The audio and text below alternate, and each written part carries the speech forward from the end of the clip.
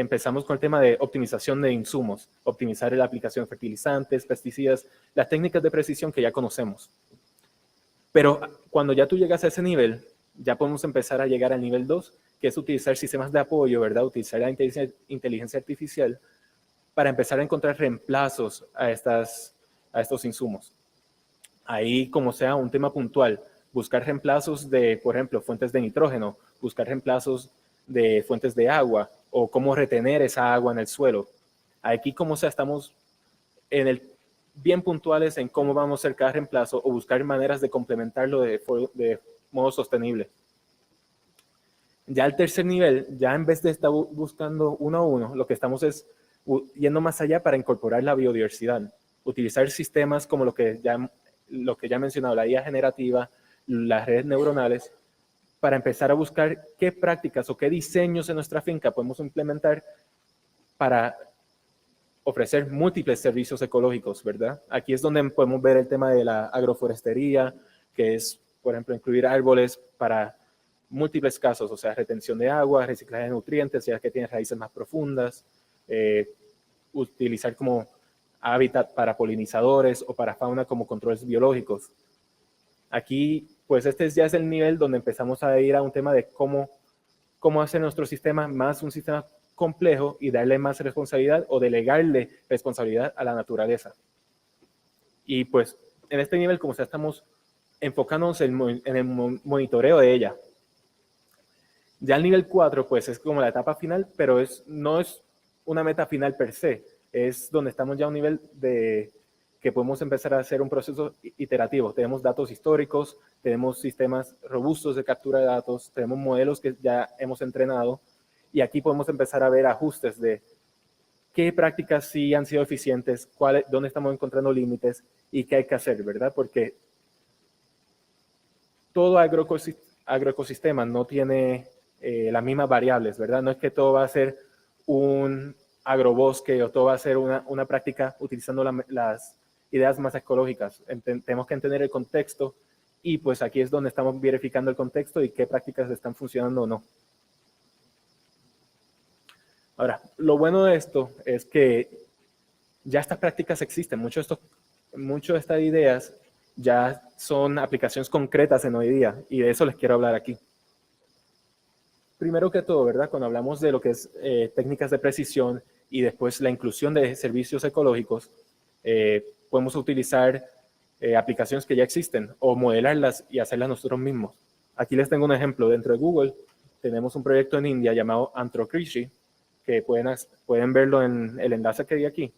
Pero básicamente este proyecto lo que hace es que recopila datos geoespaciales, recopila datos históricos y datos en el campo para identificar dimensiones de las fincas, identificar cuerpos de agua que hay alrededor y también monitorear el uso de la tierra, ver qué se está cultivando, qué cambios se hizo y qué acciones hubo de manera climática o por intervención humana. La idea con esto es, ahora mismo tenemos el panel donde puedes ir, verificarlo, puedes empezar a ver tus fincas y todo lo demás. Pero la idea en general es empezar a buscar dos casos de uso principales. Uno, encontrar áreas de riesgo de sequía, ¿verdad? Y dos, encontrar áreas de riesgo de contaminación por exceso de uso de fertilizante o pesticida, ¿verdad? Pues la idea aquí es empezar a monitorear esas áreas de riesgo para optimizar los recursos que utilices aquí, sea reducirlos o aumentarlos.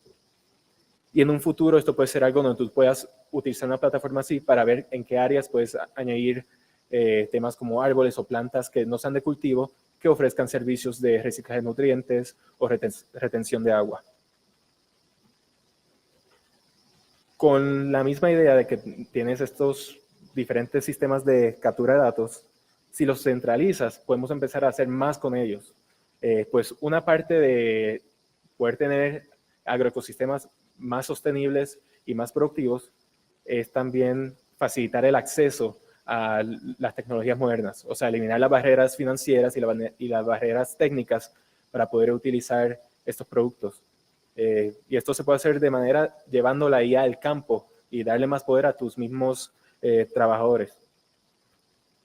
Por un lado, aquí tengo dos ejemplos. Uno que estoy trabajando con el Dr. Hakim, se llama Chido, que es una aplicación sin código donde los usuarios, que normalmente son mejoradores, pueden utilizar los datos diversos para hacer análisis multiómicos.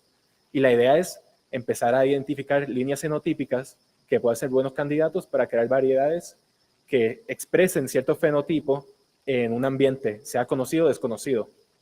Esto lo puedes, dentro de la misma aplicación, no tienes que ser un experto de programación o de inteligencia artificial. Subes los datos y utilizas la gráfica o el interfaz gráfico para poder así crear tus modelos. Otro caso que me gusta hablar es de Wandwani AI. Es una empresa que está empezando en India, que utilizan redes neuronales y utilizan la IA generativa. La IA generativa la usan para una aplicación que te permite a ti como usuario en el campo tomar fotos e interactuar con un modelo que te dé recomendaciones basado en la severidad de un riesgo de plagas.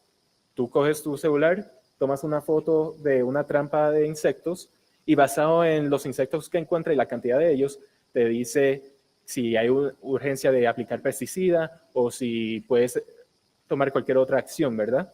Y te pone en contacto con estos centros de llamada para granjeros en India también.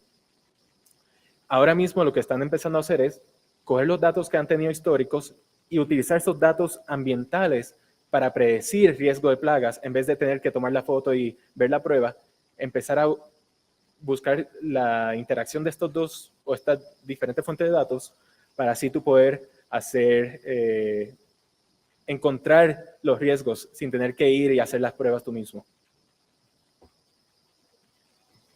Finalmente, y este es un tema que me interesa mucho, pues ya cuando estamos hablando de, como yo dije, de la pirámide, el nivel 3, que es la incorporación de biodiversidad o buscar soluciones que aumenten servicios ecológicos, podemos empezar a utilizar la IA para modelar sistemas complejos.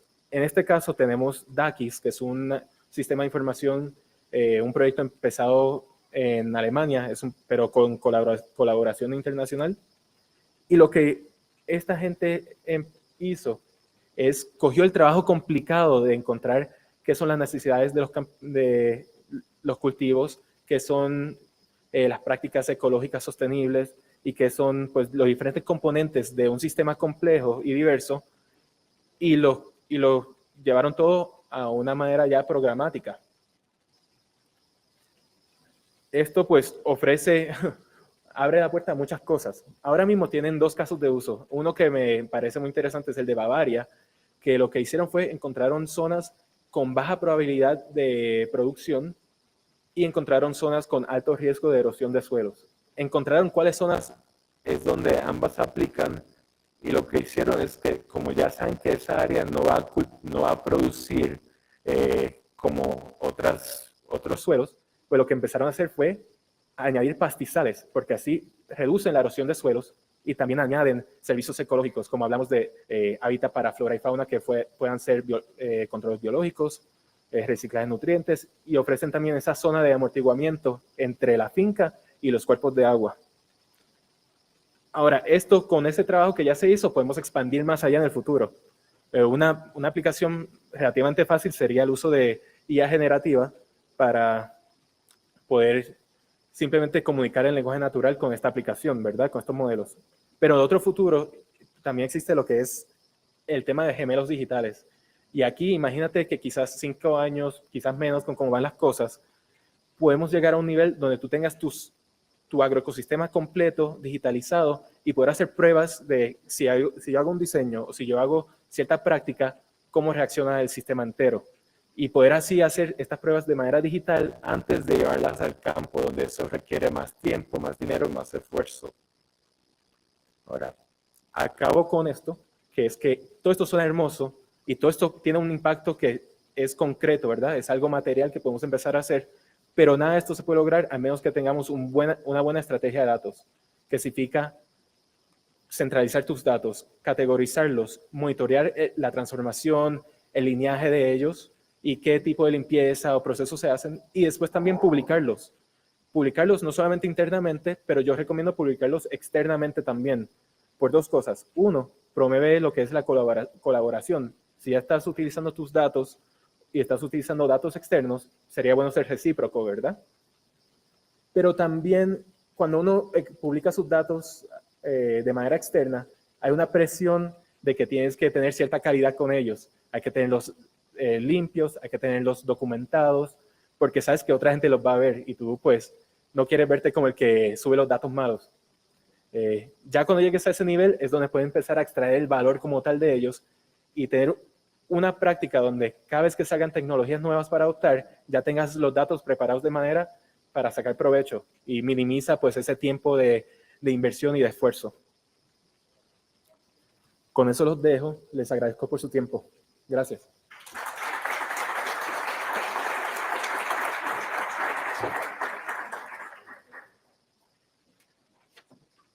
Muchas gracias, Francisco. A continuación, tenemos a un participante virtual desde Argentina. Tenemos al profesor Martín Oesterheld de la Universidad de Buenos Aires, que nos va a dar una plática sobre el uso de la inteligencia artificial generativa como asistente de tu trabajo. Prácticamente cada mes hay alguna novedad en cuanto a versiones o capacidades. Y siempre hay una versión gratuita y una versión paga de unos $20 por mes, que en algún caso puede ser un monto significativo, en otros por ahí no tanto, según los países y la situación personal. Y Google entró al juego con BART, después desapareció y apareció Gemini, después Anthropic con Claude, después, o antes, Llama y DALL-E, y entonces estos sistemas generativos no solo, y Midjourney, por ejemplo, no solo recibían texto y entregaban texto, sino recibían texto y entregaban imágenes, recibían texto y entregaban videos, o reciben audio y hacen imágenes, o imágenes y entregan texto, y entonces ha crecido esta capacidad de generar material con modelos de una manera llamativa en estos meses. Mi mayor experiencia ha sido con ChatGPT 4, así que lo que les voy a contar tiene que ver con esto, pero de alguna manera ChatGPT 4 establece como un modelo estándar al cual todavía nadie ha pasado, por lo menos en términos generales de habilidades generales. Lo que quiero hacer en esta charla es mostrar cómo me ayuda en mi trabajo. Básicamente es eso, y por lo tanto les cuento un poquito en qué trabajo. Yo soy docente universitario, hace más de 40 años que doy clase en la universidad. Cuando yo empecé en mi escritorio no había ni siquiera una computadora, y he pasado toda la evolución tecnológica en el escritorio, que es de lo que yo voy a hablar hoy. Y investigo en sensores remotos orientados a estimar la producción forrajera y a pronosticar el crecimiento y el rendimiento de los cultivos. Es decir, no soy un experto en inteligencia artificial, sino que soy un usuario y como tal me presento aquí a transmitirles mi experiencia y por supuesto una experiencia que no es representativa de toda la audiencia de esta conferencia, pero sí que creo que toca a muchos de ustedes en algunos aspectos y cada uno de ustedes deberá hacer algún tipo de extrapolación a partir de mi experiencia. Lo que les voy a comentar es cómo me ayuda, aquí ya todo un valor, ¿no? Hay un juicio de valor, es del lado positivo de la herramienta, es decir, cómo ha contribuido a mi trabajo, en buscar información, en leer, en escribir, en analizar imágenes, en programar y analizar datos. La uso para otras cosas, pero eso es en lo que enfoqué por una cuestión de tiempo esta charla. Perdón, que tengo un poco de lag ahí. Para buscar información, casi todas estas herramientas, y aquí tenemos la pantalla de ChatGPT, tienen algún tipo de ventanita aquí en donde uno puede ingresar. En español mucha gente habla de una pregunta, ¿sí? Le pregunté a ChatGPT, le pregunté a Gemini o le pregunté tal cosa. En inglés, aquí lo que va es un prompt, que es una palabra más feliz porque en realidad prompt incluye pregunta, pero en realidad quiere decir indicación, una instrucción. Y creo que es muy importante en nuestro relacionamiento con este tipo de herramientas que no nos limitemos a que aquí lo que entra es una pregunta, sino que hay muchas más cosas para incluir ahí. Y en español la palabra por ahí más feliz sería indicaciones, instrucciones de lo que uno espera que haga. Y aquí no nos debería engañar esta ventanita en donde uno siente que tiene que poner, como en Google, unas palabras que está buscando, sino que la capacidad que tienen estos sistemas de absorber información en ese prompt, en esa ventana, es enorme, ¿sí? Puede entrar un libro entero, puede entrar cientos y cientos de miles de palabras. Y entonces es muy importante que uno, cuando ingresa por acá, tenga eso en cuenta, porque es un cambio de mentalidad respecto de una ventanita parecida con la que hemos estado viviendo 20 años, que es la maravillosa ventanita de Google o de un buscador de Internet. Y obviamente para la versión paga uno puede también subir archivos. Vamos a ver algún caso de esos más adelante. La otra cuestión es cómo me relaciono con esto. Y hay toda una cuestión de gurús y de cosas como que parecería que esto es muy complicado y hay que tomar cursos de prompt engineering y cosas por el estilo. Y creo que en mi experiencia y lo que he leído por allí, eh, esto me gusta. Parece software, es software, pero imagina que es una persona, un asistente 24/7. Es decir, eh, la manera más efectiva de interactuar con esta herramienta no es pensar que uno tiene por delante o por detrás de la pantalla un sistema informático, sino que lo que hay es una persona que me va a entender lo que yo necesito y que la tengo que ir conociendo con el uso. Y entonces ahí viene la tercera cuestión. ¿Cómo se aprende a usar si todavía no has estado usando esto muy frecuentemente? Simplemente usándolo, no haga falta tomar un curso, probablemente ni siquiera escuchar esta charla, simplemente podés empezar a usarlo y con el tiempo vas a convertirte en un mejor usuario. Yo he dado charlas y lo uso en clase a esto y ya van 2 o 3 veces que me encuentro con un público que me dice, sí, yo me doy cuenta que me va conociendo mejor y que a partir de lo que yo voy, se ve que va aprendiendo el sistema y me dan cada vez más respuestas. Y en realidad hasta hace un par de semanas ninguno de estos sistemas tenía ningún tipo de acercamiento a lo que había interactuado con uno anteriormente, ¿sí? Cada conversación era nueva y totalmente ignorada al día siguiente o en una conversación diferente. En realidad lo que le estaba pasando a esta gente es que ellos estaban mejorando y no el sistema. Y como todo, en una relación humana, uno va conociendo cómo interactuar con las personas, ¿sí? Entonces, me parece que estas tres sirven para la interacción. ¿Cómo busco información? Y simplemente pregunto con mis palabras lo que yo necesitaría. ¿Qué criterios debo considerar al determinar el número de muestras de suelo en un lote agrícola? Resume los efectos de la ganadería sobre el ciclo del carbono y puedo explicarle qué tipo de output necesito para público experto, para un universitario, para un público general, de acuerdo con este contexto. Sí que puede ser un libro entero, una tabla, alguna motivación que yo tengo.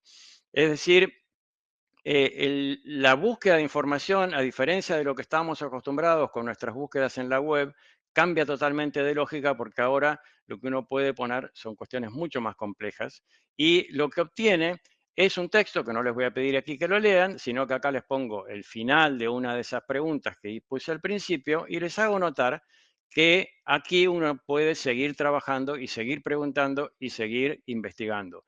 Es decir, es un cambio de lógica en donde uno está interactuando con un sistema al cual le puede seguir preguntando y puntualizando en lugar de estar buscando información, buscando documentos, leer los documentos, que es lo que estábamos acostumbrados y que hemos aprovechado con mucha felicidad y productividad durante los últimos 20 años con nuestra interacción en Internet. Bueno, eso para la búsqueda de información, pero yo lo uso para muchas más cosas, para leer, sintetizar y clarificar textos. Pongo un ejemplo aquí. Uno se encuentra con un paper, cover crops, está en inglés. Yo trabajo en Argentina, creo que les dije, o no. Y bueno, inglés no es mi primera lengua y mucha gente tiene problemas con el inglés. Y después se encuentra con que los textos científicos tienen abstracts que son complejos, están escritos de una manera muy técnica.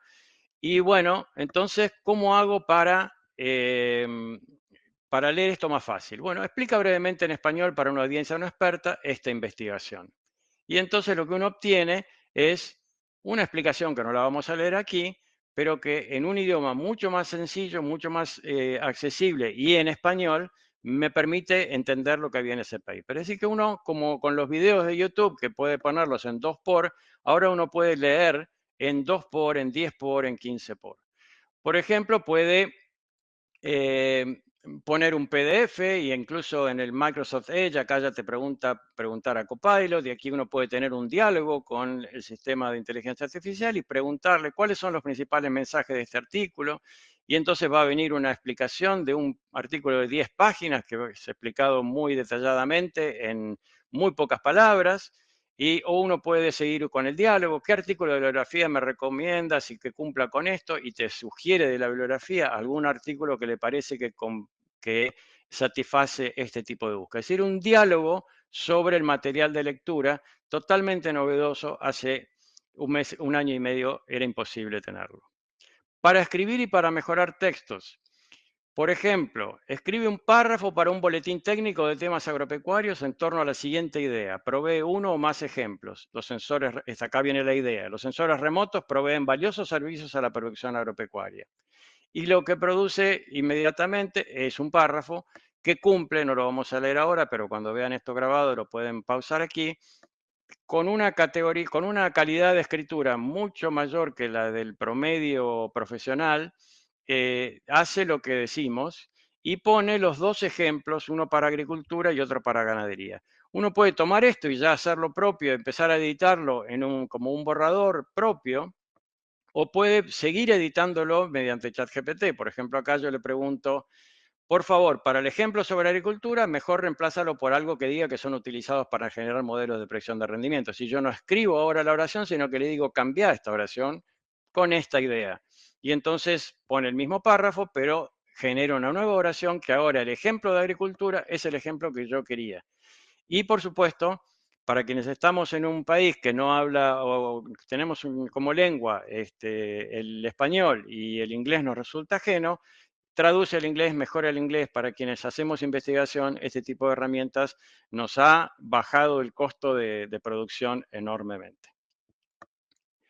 Después, para analizar imágenes también, uno puede interactuar con esto dándole una imagen de un gráfico como el de la domesticación de recién, o este que es muy complejo con datos y distintos puntos, y es sorprendente la capacidad que tiene para devolver sobre este tipo de productos una explicación, en la gran mayoría de los casos, muy, muy sensata. Obviamente, como todos ustedes saben, puede cometer errores, siempre uno tiene que controlar lo que hace su asistente porque puede decir cualquier cosa. ¿Cuál es la enfermedad más probable que muestra esta hoja de trigo? Así como un elemento de diagnóstico, etcétera. Para programar, este es el uso probablemente más impresionante en mi, mi vida cotidiana. Por ejemplo, tengo una planilla de datos, tal, con los nombres de las columnas en la primera fila. Escribe un script de Python que haga un boxplot de rendimiento para cada región con las regiones ordenadas de mayor a menor. Este es un script de Python, porque yo uso Python. Le podría haber pedido DR, le podría haber pedido JavaScript, le podría haber pedido cualquier lenguaje de programación. Y entonces lo que hace el modelo es devolverme ya un borrador o la versión totalmente usable de un script. Esto es mucho más largo que lo que estoy mostrando acá. Cuando uno corre el script, le da el output que esperaba, eventualmente le da un error, uno le vuelve a mostrar el error y generalmente, no el 100% de las veces, pero muchas veces, la gran mayoría de las veces, uno sale rápidamente del problema. Lo mismo podemos hacer, pero ya no pedirle el programa, sino que ejecute datos, esto en la versión paga, y entonces uno puede hacer lo mismo, pero le da el archivo con los datos y le pide que grafique, que se arregle el modelo, hace el script de Python, lo corre en su ambiente y genera el mismo programa. Esto es muy sencillo, un boxplot de rendimiento en función de las zonas, pero he hecho análisis estadísticos muy, muy complejos sin tocar mi Python o mi R, sino que haciendo que en Python haga de todo directamente ChatGPT. Hace un par de días o una semana apareció esta forma de interactuar con ChatGPT, que es lo mismo, pero básicamente uno ve la planilla. Esta es una base de datos de la FAO, y aquí tenemos a la derecha ChatGPT, y uno puede hablar con ChatGPT sobre la planilla y pedirle, por ejemplo, describe este conjunto de datos, describe las columnas. Uno le puede decir, y bueno, además te avisa que parecería que es una base de datos de rendimiento de maíz de la Argentina. Si necesitas algo más, bien. Y entonces uno puede empezar a interactuar con la planilla. La columna valor está en las unidades de cientos de gramos por hectárea, como me dijiste recién. Crea una columna rendimiento a partir de aquella, pero transfórmalo en toneladas por hectárea. Y hablando en lenguaje natural, yo estoy actuando sobre una base de datos, el sistema crea obviamente una nueva columna que se llama rendimiento y que está en toneladas por hectárea como le pedí. En conclusión, a la luz de todo este uso que yo he venido perfeccionando durante los últimos 18 meses, básicamente esta herramienta me ha permitido trabajar de manera más eficiente y eficaz, es decir, puedo hacer cosas mejor que las que hacía antes, perdón, con menos tiempo que el que usaba antes, y además las puedo hacer mejor, eso sería eficaz. Y hago tareas que estaban fuera de mi alcance y ahora me animo a proponérmelas, ¿sí? Porque ya no parecen tan cuesta arriba como parecían antes de que yo contara con esta ayuda. Muchísimas gracias por su atención. Escucho preguntas si tienen.